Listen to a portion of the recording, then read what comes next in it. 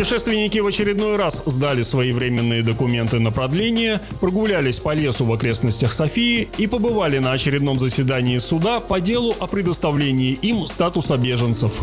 Не прошло и недели с нашего возвращения из Софии, как мы снова занимали места в единственном курсирующем по Болгарии вагоне с шестиместными лежачими купе, самого долгого в стране поезда, идущего из Силистры в столицу. Он предоставляет уникальную возможность находиться в удобном горизонтальном положении, а если получится, то и поспать почти 11,5 часов.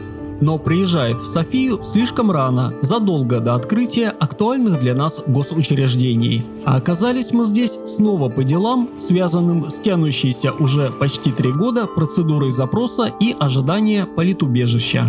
Хотя мы сэкономили на метро и пешком дошли до торгового центра, предоставляющего и розетки, и возможность несколько часов поработать. Ни о каких европейских пособиях, позволяющих на них чуть ли не жить ничего не делая, о чем многократно доводилось слышать, пока я близко не коснулся этой темы, как минимум здесь речи не идет. Возможно, поэтому мигранты, с которыми общался, живя в лагере для беженцев в Румынии, говорили, что если на пути в Германию или Бельгию их вылавливают в Болгарии, это практически провал. В 3 часа дня мы пришли в агентство по беженцам и в течение пары минут получили документ, заменяющий и паспорт, и вид на жительство, вместо закончившегося, который привезли сюда же неделю назад. Каждые 3 месяца его требуется продлевать, для чего дважды с интервалом в неделю нужно побывать в Софии. Понятно, что поездка на 600 километров только ради очередной бумаги выглядела бессмысленной, поэтому мы продолжили путь, сели на поезд, идущий на юг, и через 40 минут оказались в областном центре Перник. Дальше нас ожидала еще одна поездка до села Долна-Секирна с автостанции, находящейся на противоположной стороне от железнодорожного вокзала. Транспортный узел, как это было принято в коммунистические времена, строили капитально, с просторным и почти пустым туннелем под путями, выполняющим также функции художественной галереи советской живописи.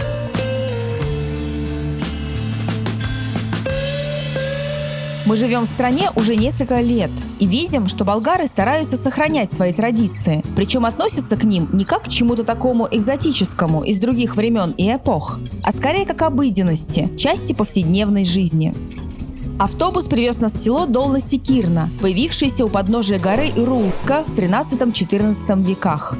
По сумеречным улицам ходили люди, одетые в шкуры животных, вывернутые мехом наружу. У многих на поясах висели большие колокольчики. Вечером 13 января более чем в 50 селах области Перник на западе Болгарии проходит Сурва, традиции которой связывают с Днем Святого Василия, отмечавшимся во многих славянских культурах обрядами каледования и щедрования. Хотя подобные обычаи уже в первые века существования христианства описывались как не поддающиеся искоренению пережитки язычества. Маскарадные игры и костюмы с колокольчиками распространены в разных регионах Болгарии. Зимой на западе в них участвуют сурвакари, весной на востоке – кукеры, а есть еще бабугеры, джамалари.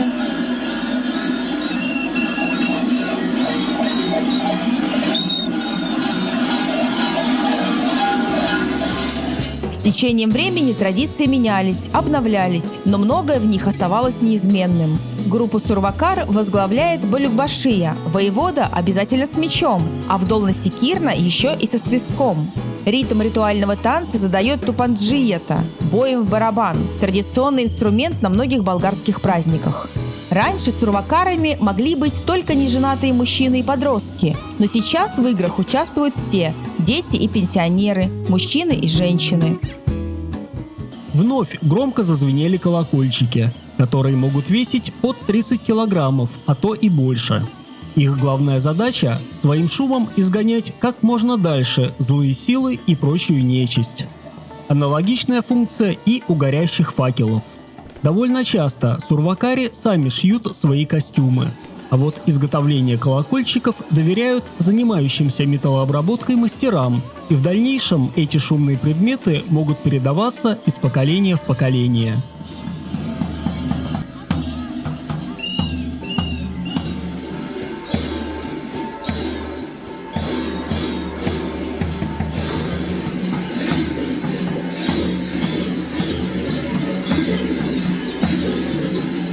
Обойдя несколько раз вокруг огромного сложенного костра, сурвакари поджигают его своими факелами для того, чтобы большой огонь завершил их громкое дело и выгнал злые силы из села. А утром им еще предстоит с той же целью зайти в каждый деревенский дом с пожеланиями хозяевам счастья, здоровья и хорошего урожая. Во многих деревнях области Перник в это время горели большие костры, а сурвакари отправлялись в соседние села, чтобы уже совместными усилиями продолжить свое дело. В одном из автобусов, отъезжающих от Дольно-Секирна, нашлось место и для нас.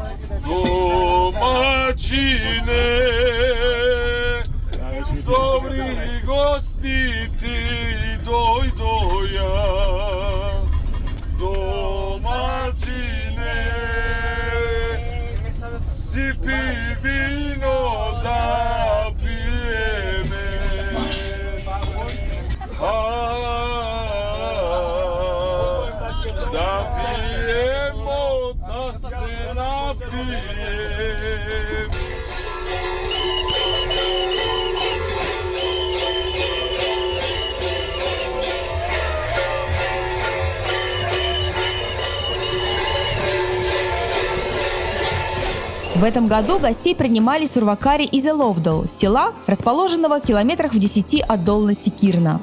Место сбора каждый раз меняется. В следующем году уже еловдальцы, после того, как зажгут свой костер, поедут в соседнюю деревню. В каждом селе свои традиции празднования сурвы, одновременно и близкие, и совсем не похожие на другие. Большие металлические колокольчики, деревянные молотки, факелы есть практически у всех. А вот костюмы могут быть совсем разные – и из меха, и из разноцветных лоскутков. Главное, чтобы было хорошее настроение и желание отпраздновать этот самобытный праздник как можно громче.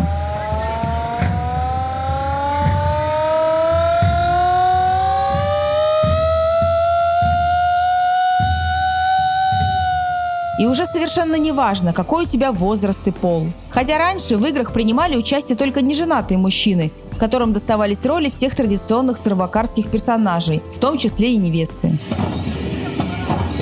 Приехала следующая группа из села Лобыш, преодолев путь в 20 километров. Их и местные воеводы друг с другом пообщались и решили, что празднику быть. Сейчас это часть ритуала. Но еще несколько десятилетий назад незапланированная встреча двух сурвакарских групп могла легко перерасти в большую драку.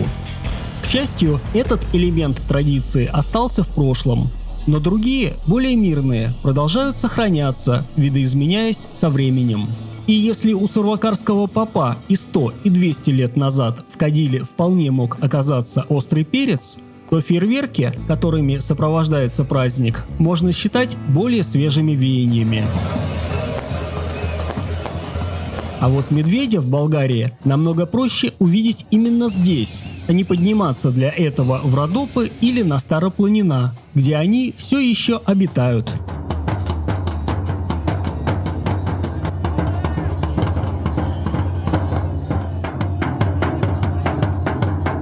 После полуночи мы поставили палатку прямо возле центральной площади. Все гости разъехались, а местные сурвакари отправились обходить дома. Стало очень тихо и безлюдно. Если впервые оказаться здесь так же, как мы, создастся впечатление, что село большое, многолюдное, с очень насыщенной жизнью.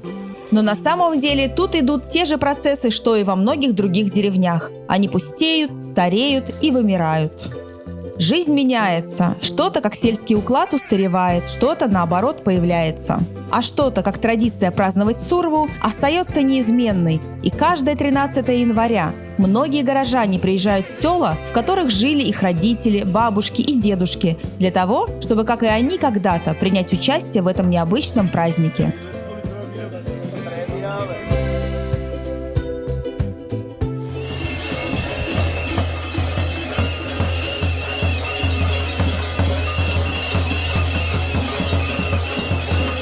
Еловдол выделяется среди соседних сел тем, что здесь традиционный обход домов производится не утром следующего дня, а ночью, после того, как разожжен большой сурвакарский костер. Хозяева с радостью встречают гостей, которые каждому персонально желают счастья, здоровья и достатка. В традициях Сурвы переплелось все – старина и современность, язычество и христианство. Кстати, раньше, после завершения праздника, было принято прятать костюмы в потайные места и ходить в церковь, исповедоваться и получать прощение за участие в древнем языческом ритуале.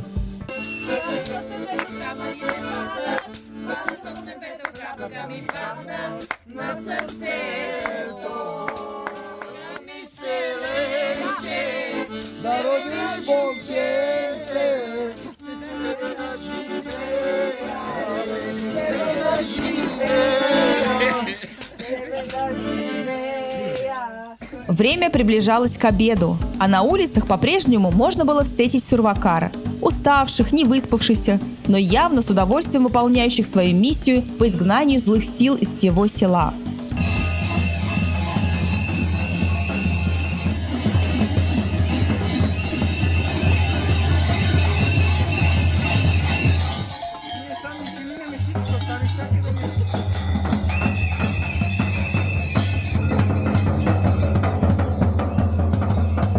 Пришло время возвращаться домой. Очень повезло, что даты совпали так, что обычная рутинная поездка за документами превратилась в знакомство с такой зрелищной традицией.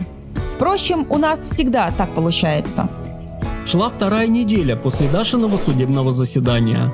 Каждый день к 12:07, когда обновлялась информация на сайте, я приходил к берегу Дуная нервно курить, ожидая решения.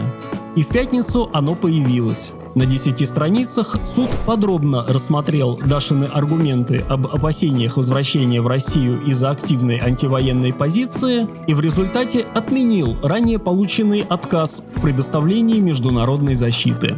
Понятно, что агентство по беженцам обжалует это решение в Верховном суде. Оно всегда так делает. Но я уверен, что позиция, которую мы заняли в феврале 2022 года, не только вернет нам свободу передвижения, как круизному лайнеру, идущему по Дунаю через 10 стран, но и позволит никогда не жалеть о сделанном выборе. В следующем выпуске путешественник снова увидит сурвакар и кукеров, а также подарки болгарскому коммунистическому вождю Живкову и самые настоящие атомные часы.